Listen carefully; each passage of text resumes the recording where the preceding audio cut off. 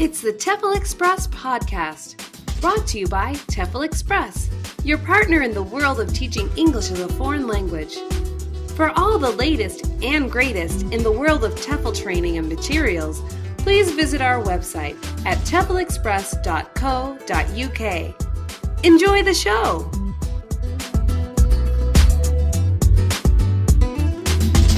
Hi, I'm Adam, and this is the TEFLCast. In this episode, I actually have a relative of mine. She has come to China for the first time, and she's going to be here for about 4 to 6 weeks at least, if not after that. So I'm really interested to get her perspective on things as somebody coming for the first time. Before we go any further, can I get you to introduce yourself to people listening? Hi, my name's Jessica. I'm originally from Newfoundland, Canada. Traveled a long way, long flight, and I'm really excited to be here. Jessica, obviously I know why you're here, but for everybody listening, what is the reason you came? You came to China, here in Beijing. I specifically came here so I could get certified to teach English as a second language. I've always taught different things, usually dance or figure skating, and I thought it'd be a really interesting and really great experience. So you came for the course, you're planning to get certified, and you've been here for about, 24 hours now? Yeah, about that. Okay, so what I'd like to do is we're going to do a series of these podcasts, and we're going to try to see the transition and the evolution of somebody who actually comes here for a course or, travel and everything. Like it's kind of interesting to have this opportunity to see somebody's firsthand experience from day one until day whatever. So I'm really excited to talk to you today, and again, we'll do it weekly for the next 4 weeks until your course is finished. So I definitely want to ask you about your course, but being as it's the first time you've been abroad and in China, I really want to focus on that, especially, here in your first 24 hours. What are some of your first impressions? Like, what was the first thing that went through your mind when you got off the airplane? I need some sleep. Yeah. What a long flight. Luckily, I went from Newfoundland to Toronto. Not too bad of a flight, but the flight over here was the first really long flight that I've took, so that was a completely different experience. I was really surprised that I was able to nap periodically, but the first thing I was ready for a nap when I got here for sure. Right. And it is a long flight. I don't know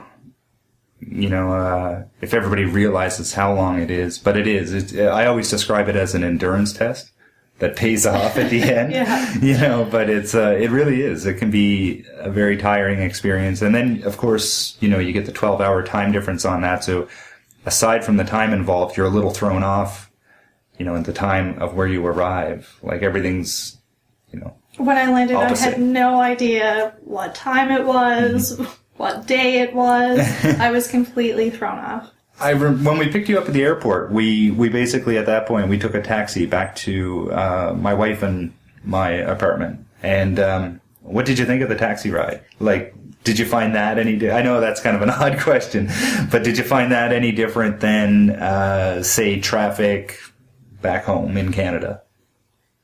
I thought, for sure, there's going to be an accident. The cab drivers, everyone on the road seems to have really good reaction time, but they just go when there's an opportunity. There's no signal.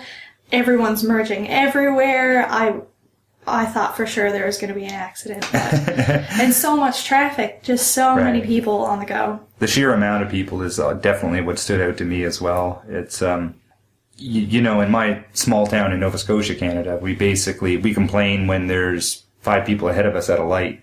And, in Beijing, I don't think there's ever a case where there's only 5 people in front of you at a light. Like, it's quite different in that regard.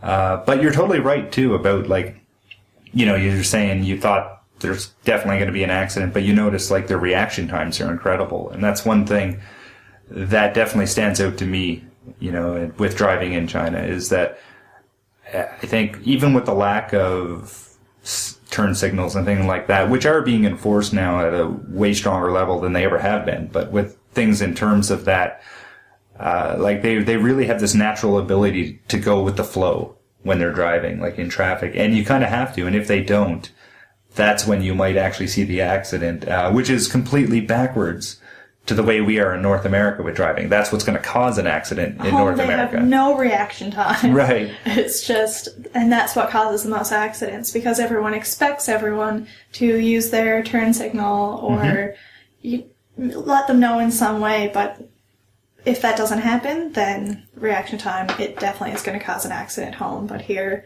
it's all about reaction and reacting to other people's driving, which they seem to do really well. Right. It's definitely, like a form of organized chaos.